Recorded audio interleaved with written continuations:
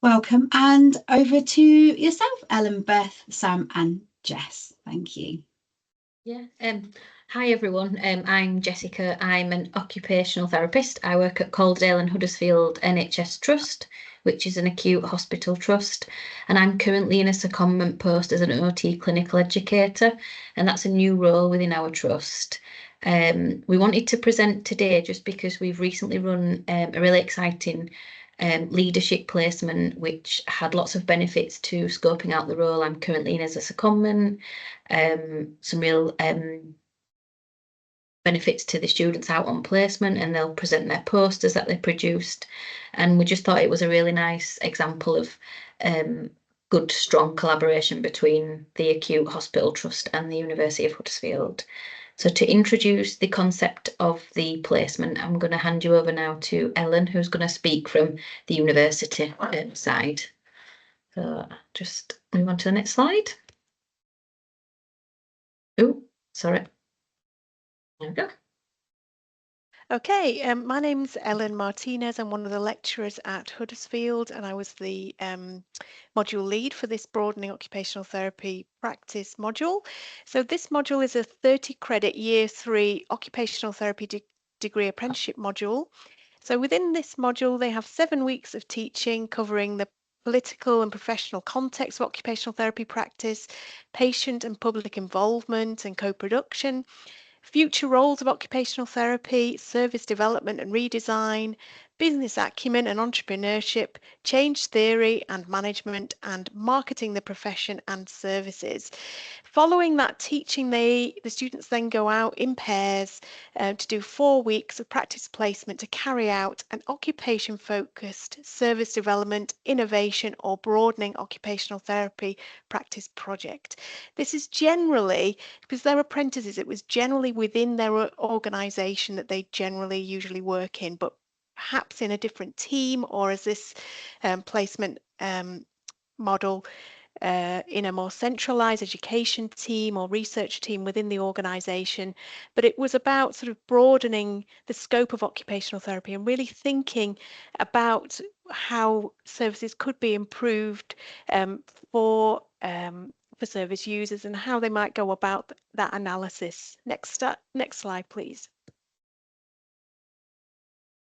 So the placement aim, so it needed to be meaningful for all parties. So the student needed to meet the learning outcomes, and the organisation needed to, we wanted the projects not just to be an end in themselves, but to be something that was meaningful, that they wanted to work on themselves.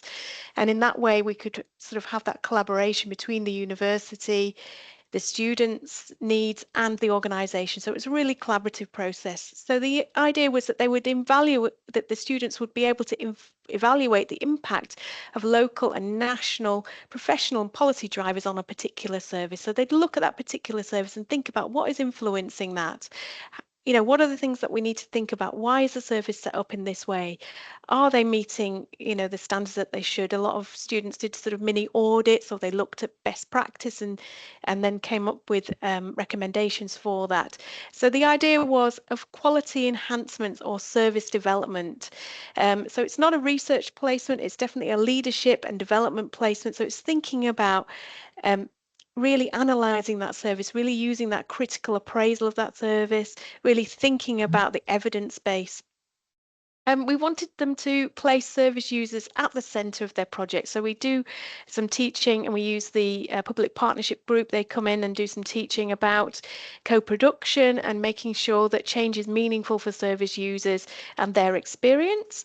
We wanted them to, in lots of ways, broaden the scope of occupational therapy practice. Some of the learners were in or in teams, perhaps, where they were scoping out the role of occupational therapy, you know, where there wasn't an occupational therapist there, or maybe broadening the scope, thinking about group work, thinking about different ways that occupational therapy could be used within a service, and really thinking sort of innovatively and collaboratively about that. And we made sure that the placements were occupation focused, and that the students came up with evidence-based and realistic recommendations. So in that way, we also got them to think about things like business acumen, value for money, you know, what might be the alternatives to their their proposal. Next slide, please. So these are the learning outcomes the students needed to achieve. You can have a look at those on the page there. So they needed to be able to critically evaluate how current policy and professional agendas impacted on contemporary occupational therapy practice. So thinking about that context, thinking about the, outside influences, changes within policy and practice that are really influencing how services are delivered. And I think that's really, really important that we send students out, new qualified practitioners, that they understand these and what they mean for practice and what they mean for services. And also thinking about the future of occupational therapy. So these drivers, what does that mean for them? So be able to critically evaluate a particular practice setting in the context of the published evidence. Is that particular service following best practice? Are there things that they could be recommending that would enhance that and that would follow that best practice? We also think about change theory. So often when you're bringing in new ideas, when you're trying to develop services, you need to think about how you might manage that change. And sort of understanding that is really important, because we all know, working in the NHS, working in social care, there's always change happening. But how can we encourage that? How can we get that momentum going? And allowing the students to understand and reflect on that was really important. And as I mentioned previously, business acumen. Who would have thought they'd be thinking about that? A lot of them thought that was a bit of an alien concept to begin with. But when we're thinking of business acumen, we're thinking about how to persuade people for our way of thinking. How can we think about what is best, not just what is best practice, but what is best value for money? What is the best outcomes for patients with what we've got? We know that in the NHS, budgets are tightened, budgets are squeezed, but the recommendations that they're making, does that save money in the long run?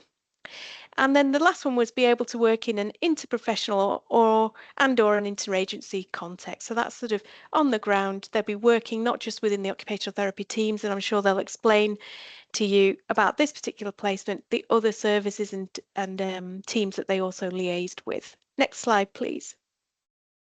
So as I mentioned before, really what we were trying to do with this placement model, we've been running it for a couple of years now, because the apprenticeship course is quite new within Huddersfield. So we've just, this is our second cohort to graduate, and so this is our second year running this placement. And we really wanted to think about this principle, which comes from the AHP Principles of Practice-Based Learning, which is that practice-based learning opportunities are co-produced. So we wanted to think about a placement and a project that would be, as I mentioned at the beginning, you can see that stool there. We're thinking about the learner, the university, and practice, and how we can work together in order to, make sure that the placement then gets those students ready for that future workforce. And I think this particular project really, really highlights that. Next slide, please. So I also wanted to have a think about how this placement might link with the career development framework. So if often when people think about leadership placements, they might think, how does this fit? Really, this isn't really relevant to what people will be doing when they're out in practice. But actually, if you think about the principles, they are all covered within this placement. So we're thinking about that professional practice and maintaining that occupation at the centre of practice. We made sure that the project's focused on that. What is the evidence base? How can we make sure that occupational therapists are doing the broad scope of their profession, that they're maintaining that occupation-centred practice. Facilitation of learning. So if you think about this placement, the students will explain that a little bit more. So thinking about particularly Jess's role within Calderdale, how that facilitates learning, how that facilitates the support for newly qualified occupational therapists. I think the main one here is the leadership. So here we are thinking about how they can monitor and enhance those services, leading thinking about facilitating change. So at the end of the placement, they do a presentation to the organisation, and they're really sort of leading, they're really promoting their ideas, really persuading, leading that change. And I think that's really, really important. We need to be leading for at every level. So when they're qualified as well, they'll be thinking about that leadership ideas from the get-go, from Band 5. And then the last one, evidence, research and development. So obviously any recommendations that they were proposing in their quality enhancement needed to be best evidence based, really, and that's really important. And I think at a level 3, the third years, they need to be critically evaluating not just the service but also the evidence base as well, and really thinking critically about that. So it really helps them to assess and evaluate and implement that evidence to inform practice. And we're really hoping that this will really show them how evidence can inform practice and really be embedded in practice. So, with a lot of these projects, we were hoping that, they would be implemented, and a lot of them were, and a lot of the things have really enhanced services, which is really nice for the students to see in a practical way how the best evidence can then improve services for people. Next slide. Yeah, so just to set the scene a little bit with the placement. So my role as OT clinical educator within my trust is predominantly around supporting OT students, newly qualified OTs, delivering preceptorship, clinical support, professional supervision, and some service improvement projects. I know Sam and Beth previously, and I've worked clinically with them both, and they approached me to ask about whether or not they could come and audit my role as part of their placement. So them coming up with the idea themselves kind of, to me, already demonstrated that leadership skill. They acknowledge that, my role is a secondment role. They've seen the benefits themselves whilst they've been working clinically, and just wanted to know a little bit more about that role. I was really pleased with that because, like I've mentioned earlier, it's a secondment role. It's kind of something that I was hoping to do myself anyway. I've tried sort of a bit more informally throughout my secondment to gain feedback to link it to national guidelines and evidence of practice. So yeah, really excited straight away. I have some experience of leadership placements, and I've supported both physio and OT students on other leadership placements, but never within this placement framework that the university were using for this particular module. So that early collaboration was really important. So initially spoke to Sam and Beth, really happy to know a little bit more about the placement and potentially take them on as students. So I was then invited to a webinar that the university ran, which explained to me a little bit more about the learning objectives, how the placement would be graded, how it linked in with some academic work that they needed to do for university as well, and got me thinking about, well, what do I exactly want from the placement? How can I be really specific in the project brief to ensure that they were kind of meeting those standards we expect for like our CBFE paperwork and our grading systems for placements. So that led me to develop my own project brief, which is on the next slide. So I'll share that with you now. So Sam and Beth were coming on placement with me for 4 weeks with the plan to scope out the role of Calderdale and Huddersfield's OT clinical educator role, making recommendations for ongoing development of the role and utilising evidence-based and staff feedback to support those recommendations. So then how did we make that work? And I think sometimes it does feel like a massive jump from going into those more leadership kind of long arm supervision models when you've worked really clinically with students in the past and kind of had them under your wing, kind of 8 till 4, Monday to Friday, supervising everything. So I think some of the key things that made it really work was kind of agreeing and setting expectations early on. So we did a really robust induction on day 1. We thought about what I expected, what was appropriate, and then the students could kind of let me know what they needed as well. We utilised things like Microsoft Teams, so I was really happy that they were able to work from home or come and work in department, as long as they were checking in with me morning and afternoon to let me know kind of what they were doing and where they were at. We also did a little bit of cheek teaching within the first week. So some of the skills I've learned recently around project management, so things like change models, talking about stakeholder mapping. We did a little bit of kind of working out who within the trust would be key stakeholders, who should they be reaching out to, who system-wide could they get in contact with, and kind of loosely pointed them in the right direction of looking at some of the guidelines around preceptorship, clinical educator framework, the long-term workforce planning. I tried to be as much as possible, as accessible as possible. So always asking them to just drop me a message on Teams, give me a phone call if you've got any questions. But Sam and Beth equally were really proactive at often coming in and being around in department as well. So that seemed to work really nicely. We did weekly supervisions, and within that kind of really tried to create a bit of a loose structure and plan kind of, right, this week, what are we aiming to do in the project? Next week, what are we aiming to do? We always had the deadline of Sam and Beth needing to do a presentation at the end of the placement, but early on thinking about, well, where do you want to do that? Who do you want to invite? What do you want your presentation to look like? So again, then being able to then demonstrate those leadership skills. Okay, so then I'm going to pass you on to Beth now, and they're just going to talk you through these posters that they made as part of the university work as well. Yeah, thanks, Jess. So hi, everybody. I'm Beth, one of the OT apprentices that did the placement. So I'm going to talk you through now a little bit about what me and Sam did on the placement and what feedback we received around the OT clinical educator's role.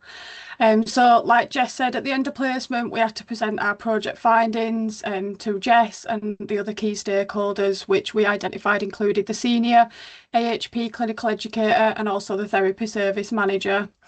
To meet the module outcomes, we were also required to submit individual posters, which were based on the presentation content. So what you're looking at is the poster that I developed. Jess and Ellen have already sort of discussed the context and the justification for the project. So I'll start from the aims and the objectives. So the overall aim was to highlight and justify the need for a permanent OT clinical educator by evaluating the role to understand the impacts and benefits it has on the OT workforce, but also the organisation. To meet this aim, our objectives were to review the existing evidence on clinical educator roles, AHP preceptorships and relevant guidelines. We also wanted to collect some data from the OT workforce and audit where the clinical educator's time was spent. The OT workforce were identified as key individuals with the most influence and interest, and that were through the stakeholder mapping. So we surveyed them using a questionnaire to explore what type of support they received from the OT clinical educator and then how this then influenced their confidence and competence. Out of the 26 OTs who completed the survey, all of the rotational therapists had reported that they had received support from the OT clinical educator during their preceptorship. We found that NHS England had stated organisations who provide HP preceptorship programmes are demonstrating commitment to employees' wellbeing and then their professional development. This is then benefiting recruitment and retention, which are two key drivers for change within our trust. The rotational therapists also stated that it was really valuable to have the support as a newly qualified during preceptorships and that the educator supported them to set and meet objectives and goals. They also said that the approachable and supportive nature of the role was crucial. Data from the questionnaire also demonstrated that the role supports OTs across different career stages, so that can be right through from preceptorship to peer and wellbeing support, clinical supervisions and managing students.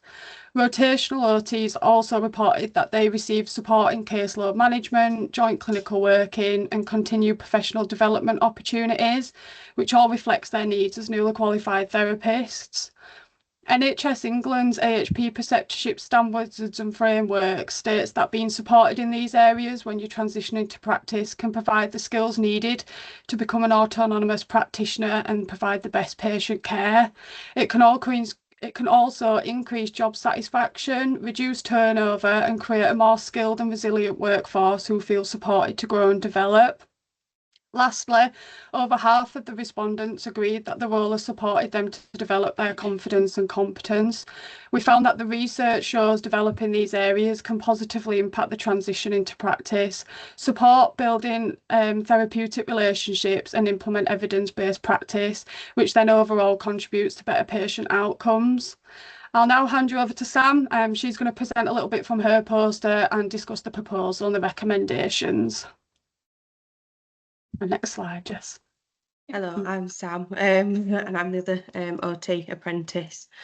So following on from Beth, I'll go through the proposal of our project placement.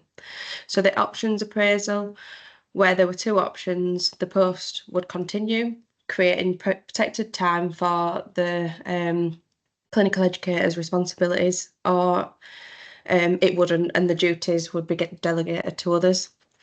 So the business acumen, we looked at the financial benefit and implications of both having the clinical educator post made permanent and the trust being without it again.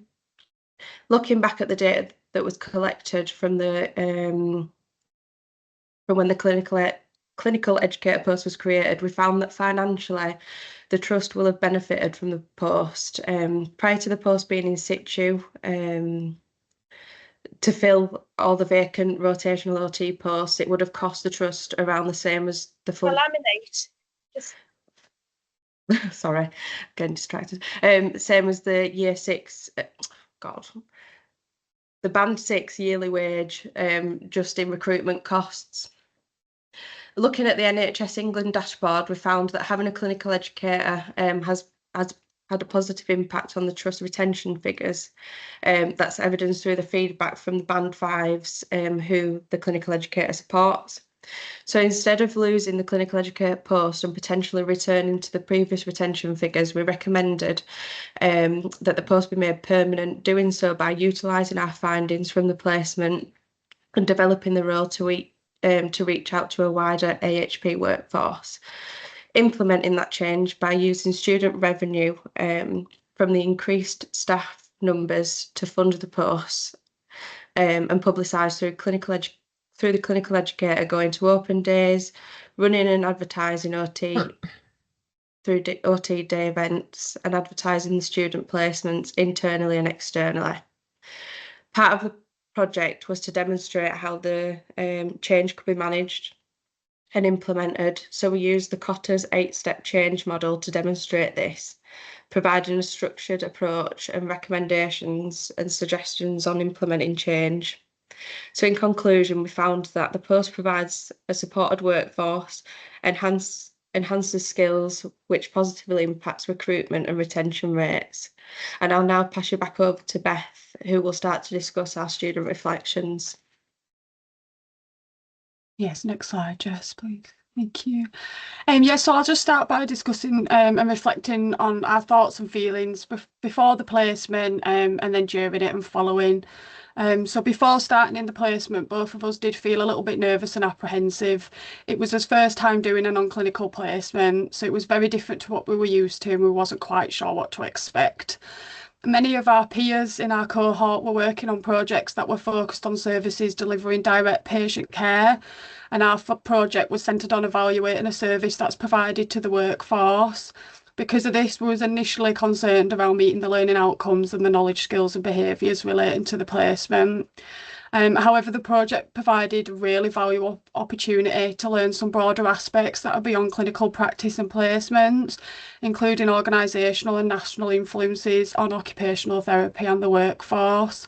It also supported us to develop key leadership skills. We learnt how to take ownership of the project, prioritise tasks effectively, delegate the responsibilities and adapt our communication to different audiences, which are all transferable skills. We also strengthened our ability to work collaboratively, and we managed to present the findings to senior staff confidently. Through interviewing the key stakeholders and designing the questionnaire, we learned how to ask purposeful questions to gather meaningful information, which again is just in a bit of a slightly different way to what we used to on clinical placements. But overall, this experience really helped us to grow in confidence. We've gained a better understanding of occupational therapy practice within our own trust, and we've also got some hands-on experience in project management. So while completing the broadening placement, we both experienced some challenges. This included managing and balancing our academic work commitments and the project at the same time. So while we were on placement, we were both finishing our dissertations, which we found challenging. So to manage this, we set up a Teams channel between us, the clinical educator, and the senior clinical educator, so that we could have daily drop-ins and catch up and seek support if we needed to. To support us, we made a weekly timetable with all the tasks that we wanted to do, broke them down to prioritise our work, allowing us to identify what we needed to do first and keep track of our progress. We also had weekly supervisions and a halfway meeting with the uni to discuss where we were up to and if we're on track for meeting our learning outcomes for the placement. We knew that from previous experience that where one of us had weaknesses, the other had strengths in that area, and therefore we complemented each other's skill sets and we were able to work collaboratively and support each other throughout the placement. This allowed us to share responsibilities and value each other's strengths, which supported us to develop a strong partnership. So we feel that this experience was incredibly beneficial, particularly for transitioning into a newly qualified OT. So while we were on the placement, we gained a good understanding of the preceptorship programme and what it entails, which will support our transition to a newly qualified as we'll be starting the preceptorship. So not only that, we've seen firsthand how beneficial it is to the employees and the trust providing the programme to the newly qualified. We have a good understanding of what support the role provides and how we can utilise it as newly qualified, such as arranging joint clinical visits, working to learn and enhance the practice, setting personal learning objectives and goals, and overall developing our CPD. The placement has allowed us to better understand the workforce strategies, the rationale behind them, and how they relate to us in practice. The placement highlighted the importance of understanding and being aware of the policies as a qualified practitioner to support our career development and contribute to service improvements. So moving forward, we have a better understanding and we're now eager to become more proactive in being aware of the policies and influences on us as OTs. And we feel that it also influences our future career choices and approach to practice. We've gained confidence and it has inspired us to remain actively engaged in service development as we progress into our careers. And as we transition, we'll be more proactive with engaging in service improvements, CPD, educational and training opportunities to continue developing and seeking out support. And lastly, we have been able to take the skills from the placement and utilise them in practice. So for example, when we were on placement, we learnt about a model that the trust use called the 3 R's model, and they look at the reality where we are now, the response, what we need to do to get to where we want to be, and the result where we want to be. And I was able to take this forward and use it in my usual role, which ends the reflection. Go to the next slide.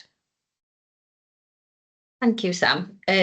Just sort of my reflections really as the clinical educator for this placement. Just my overall feeling is that it's a really positive experience for us all. These students have almost done a job that I needed to do anyway for me, but in a place where they're also benefiting from it hugely as well.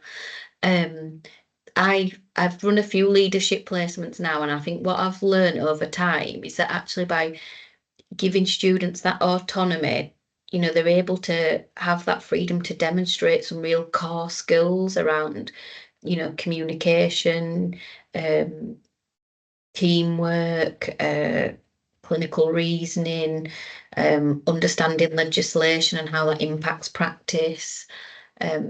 I've always been really impressed by the students' kind of get-go proactiveness. So, you know, I'd recommend it tenfold, really. Beth and Sam were really professional throughout. Just almost went above and beyond in every aspect of the placement, really, and got a lot from it. And in the meantime, you know, they're presented to my service manager on actually why my role's working well, so helped me as well. I think if you were to look at doing something similar yourselves, just, you know, setting expectations early, being really clear about what your project brief is, offering that those regular check-ins would really help. I think the placement worked really well because we worked really closely with the university, so I had a strong understanding of what was needed from their end and what kind of the academic marking looked like in terms of producing the poster and what the poster content needed to be that then would be marked by the university. I think it's really nice that Sam and Beth are now coming to work within our trust as qualified OTs, so they're seeing in practice everything that they've reviewed and audited and fed back on. I think it's nice at any level in your career to see kind of outside that clinical box, so they understand those operational drivers a lot more now, puts it into context, kind of not just my role, but maybe some of the other services and kind of how they've all come about. And I would absolutely do it again.